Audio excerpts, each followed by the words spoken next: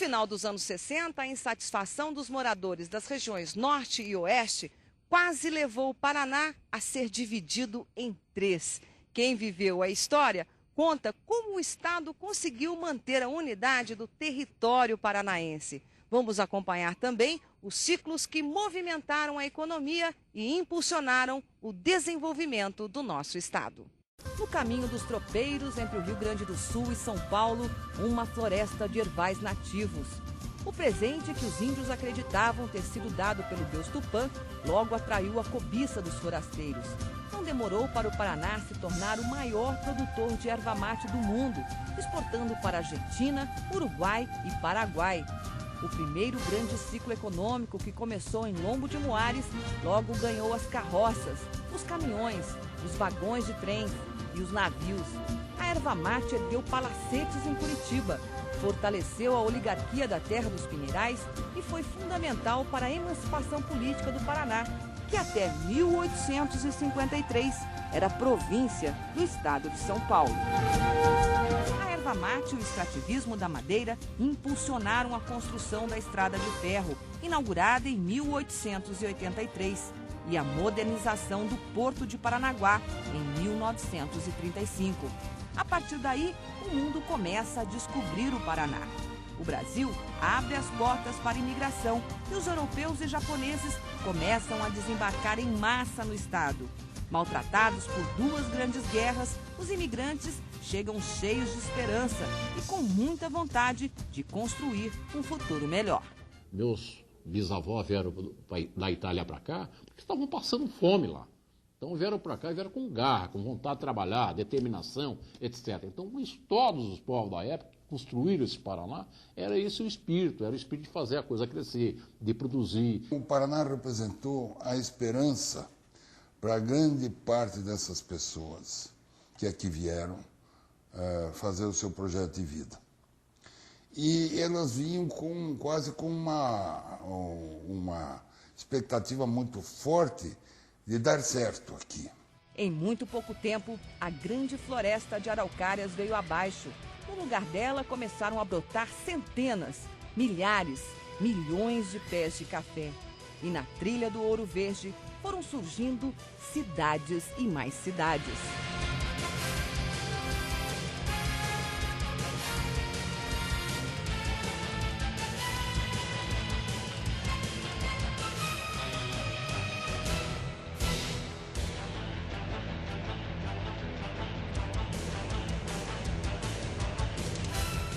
Em 1961, o Paraná colheu a maior safra de café de sua história. Foram 1.300.000 sacas, mais da metade da produção nacional e 30% de todo o café colhido no mundo naquele ano. Para dar conta de escoar tanta produção, em 1965, o então governador Ney Braga inaugurou a Rodovia do Café, ligando o norte do estado ao Porto de Paranaguá. O grande evento da época contou com a presença do presidente da República, Castelo Branco. Os olhos da nação estavam, neste momento, voltados para o Paraná. O presidente da República e o governador do estado inauguravam o monumento à Estrada do Café, entregando-a oficial e definitivamente ao trânsito. O café tinha praticamente um destino só, os portos, Paranaguá ou Santos. Porque a grande maioria do café era exportação. Então foi feita uma infraestrutura pensando no café. O que foi? A estrada ligando o norte, você vê que tinha já, quando eu assumi, já tinha pavimento, estrada pavimentada lá de Paranavaí, Maringá, campo ali de Apucarana, Cianorte, descia para Curitiba e Paranaguá. Rodovia do Café. Tanto é que a rodovia era a Rodovia do Café. Foi feita uma infraestrutura especificamente para o café. E ali do Paraná descia por Apucarana, Londrina, Cornélio Procópio, Bandeirantes, descia, entrava em Ourinhos, que já entrava na rodovia de São Paulo, que tinha uma belíssima rodovia que levava a Santos. Ney Braga era militar.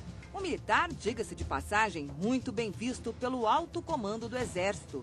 Mas sua carreira política já era bem sucedida antes do golpe.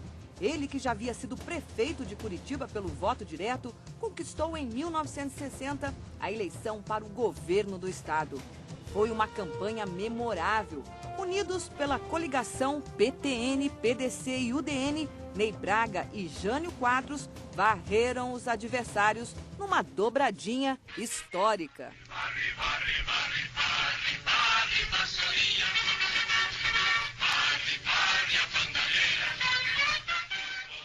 Justiça seja feita. Até os adversários políticos reconhecem. Ney Braga revolucionou o estado. Criou órgãos de fomento, como a Codepar, que depois virou Badep. Modernizou e expandiu a Copel.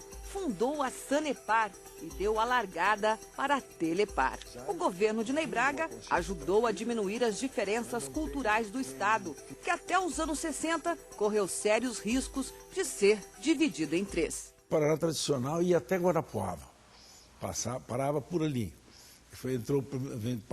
Os tradicionais vieram depois pela estrada da Graciosa, do primeiro Planalto Curitiba, foram até mais ou menos a região de Guarapuava. E aí terminou.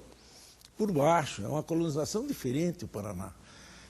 Por baixo, pelo sudoeste, entraram os gaúchos, que invadiram o sudoeste, vieram com sua experiência nos campos, com muita audácia, muita coragem, e passaram para o oeste do Paraná. Lá só existiam as cidades tradicionais, Foz do Iguaçu, que foi um pulo por cima, pelo rio, e não passou, não houve colonização. E a tendência era se criar lá o estado do Iguaçu. Havia um forte movimento nesse sentido. E o norte do Paraná, que tinha sido também colonizado por fora, pela periferia, foi por lado. Os paulistas vieram na linha dos bandeirantes. E entraram aí fundando cidades, Jacarezinho, Santo Antônio da Platina, Cornélio Procópio, Biporã, Londrina e etc. Impulsionado também pelos ingleses, que vieram se instalar em Londrina com a Companhia de Terras. Então, isto transformou-se praticamente em 3 estados.